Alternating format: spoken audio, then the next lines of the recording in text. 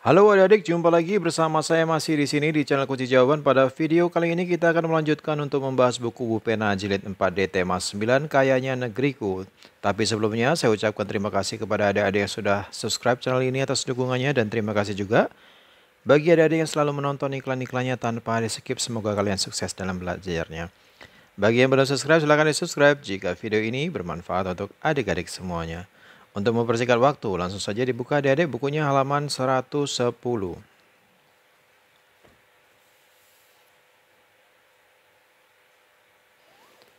Nah, di halaman 110 ini ada latihan soal subtema yang pertama, dimulai dari IPA. Kerjakan soal-soal berikut. Muatan IPA KD 3.5. Nomor 1. Contoh perubahan energi cahaya menjadi energi listrik adalah: A. Sinar matahari yang menyinari panel surya. B. Aliran air yang memutar turbin dan menghidupkan generator. C. Aliran listrik yang menghidupkan kipas angin. D. Aliran listrik yang memanaskan pemanggang roti. Nomor 1 jawabnya adalah yang A. Sinar matahari yang menyinari panel surya. Nomor 2, contoh sumber energi yang dapat diperbarui adalah A. Batu bara, uranium, dan minyak bumi. B. Minyak bumi, biogas, dan gas alam. C. Gas alam, batu bara, dan biosolar. D. Air, matahari, dan angin. Jawaban nomor 2 adalah yang D. Air, matahari, dan angin. Nomor 3, sumber energi cahaya terbesar di bumi adalah jawabnya matahari. Nomor 4, tuliskan manfaat sumber energi yang ditunjukkan oleh gambar A dan gambar B. Gambar A ini adalah air terjun dan gambar B adalah arus sungai. Gambar A dulu, air terjun, gunanya adalah untuk pembangkit listrik tenaga air. Sedangkan gambar yang B, arus sungai, gunanya juga sama, yaitu untuk pembangkit listrik tenaga air. Silakan di stop videonya dan disalin jawabannya. Kita lanjutkan ke nomor 5, tuliskan masing-masing manfaat matahari bagi tumbuhan, manusia, dan alam. Manfaat matahari bagi tumbuhan adalah untuk berfotosintesis. Manfaat matahari bagi manusia adalah mengeringkan pakaian, PLTA, dan mengeringkan padi. Manfaat matahari bagi alam adalah sebagai penerangan di bumi dan untuk menghangatkan bumi. Silakan di stop videonya dan disalin jawabannya. Kita lanjutkan ke muatan IPS ya adik-adik. Nomor 1, berikut yang bukan sumber daya alam yang terdapat di pantai dan laut adalah A. Pohon bakau, B. Tanaman teh, C. Mutiara, D. Tiram. Jawabannya adalah yang B. Tanaman teh. Tanaman teh tidak ada di pantai dan laut, tapi adanya di dataran tinggi.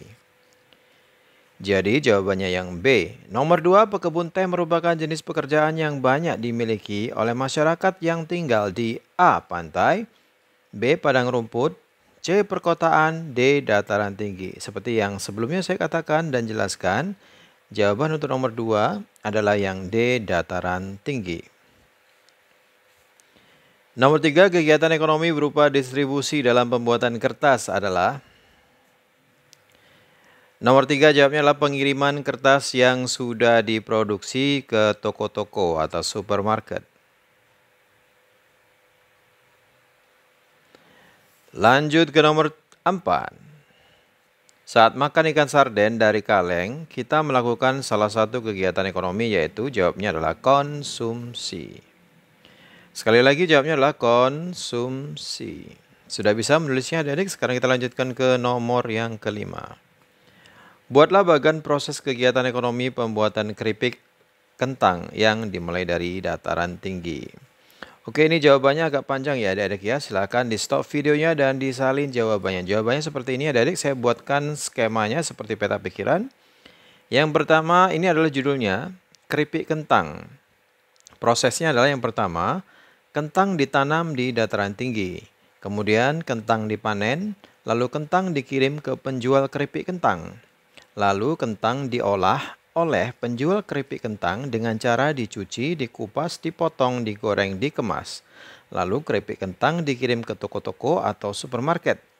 Lalu keripik kentang dibeli oleh konsumen dan dikonsumsi. Begitulah proses produksi keripik kentang dari dataran tinggi. Jika sudah, kita lanjutkan ke muatan yang lain, yaitu muatan bahasa Indonesia. Pelajaran bahasa Indonesia mulai dari nomor 1, orang yang dapat memberikan informasi yang benar saat diwawancara disebut A. Narator, B. Wartawan, C. Juru kamera, D. Narasumber. Jawabnya D. Narasumber. Nomor 2, pertanyaan yang disampaikan kepada narasumber sebaiknya A. Banyak dan seragam, B. Mudah dipahami, C. Berulang-ulang, D. Sulit dijawab. Jawabannya adalah B. Mudah dipahami.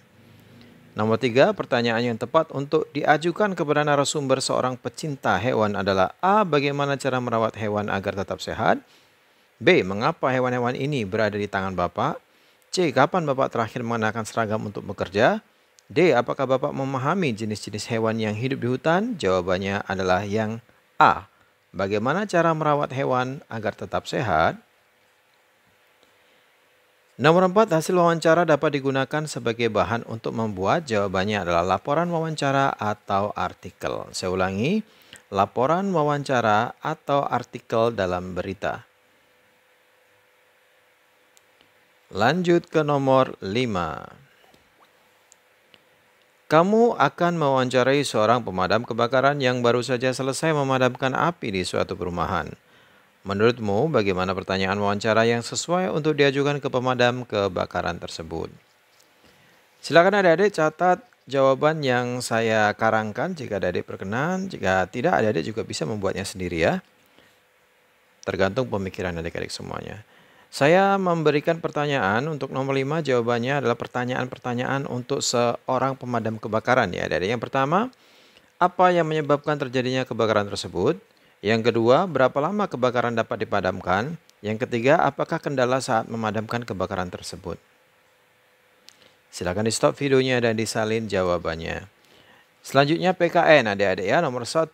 Hak yang didapatkan penduduk yang tinggal di sekitar pembangkit listrik tenaga air atau PLTA adalah A. Menjaga kebersihan sumber daya air, B. Mencemari sumber daya air dengan deterjen, C. Membuat bendungan di sekitar sumber daya air, D. Mendapatkan listrik dari pembangkit listrik tenaga air. Apakah hak? Berarti jawabannya nomor 1 ini adalah yang D.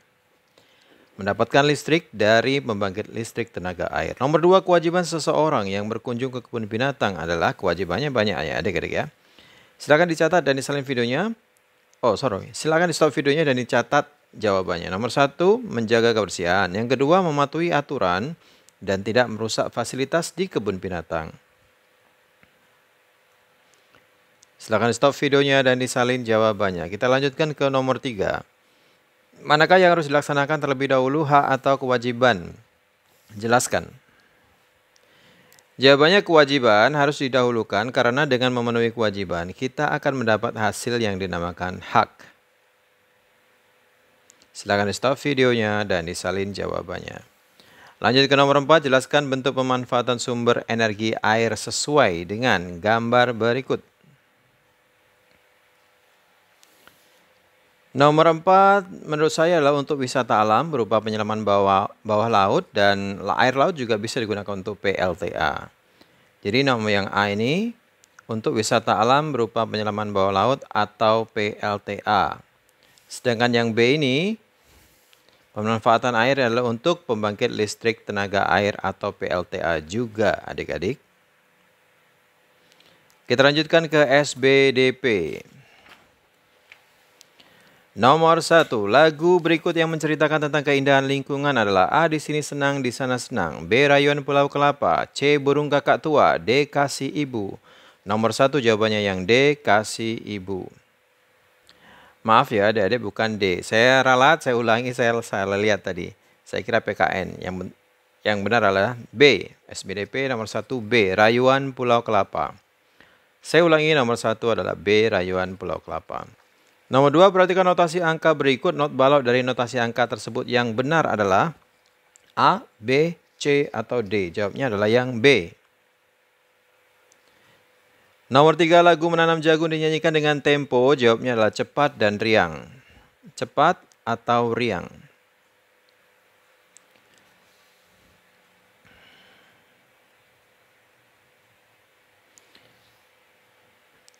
Nomor 4, perhatikan bait lagu berikut. Di timur matahari mulai bercahaya, bangun dan berdiri kawan semua. Marilah mengatur barisan kita, pemuda-pemudi Indonesia. Tuliskan makna dari bait lagu tersebut. Maknanya adalah cahaya matahari yang selalu menerangi dari arah timur. Semua pemuda harus bangun dan memulai aktivitas dengan penuh semangat. Silakan di stop videonya dan disalin jawabannya. Lanjut ke nomor 5. Tuliskan kata-kata dalam lagu Di Timur Matahari yang memiliki nada rendah. Jawabannya adalah kata matahari, mulai, dan bercahaya. Baiklah adik-adik, sampai di situ dulu perjumpaan kita pada video kali ini. Semoga video ini bermanfaat. Jangan lupa diulang-ulang lagi pelajarannya. Bagi yang sudah subscribe, terima kasih banyak atas dukungannya. Bagi yang belum, silahkan di subscribe. Jika video ini bermanfaat untuk adik-adik semuanya. Jangan lupa di like dan di komen dengan sopan dan di share kepada teman-temannya agar mereka juga bisa mengerjakan buku Bu Pena Jilid 4D tema 9 sub 1 Kayanya Negeriku. Mohon maaf dengan segala kekurangannya. Terima kasih dan sampai jumpa.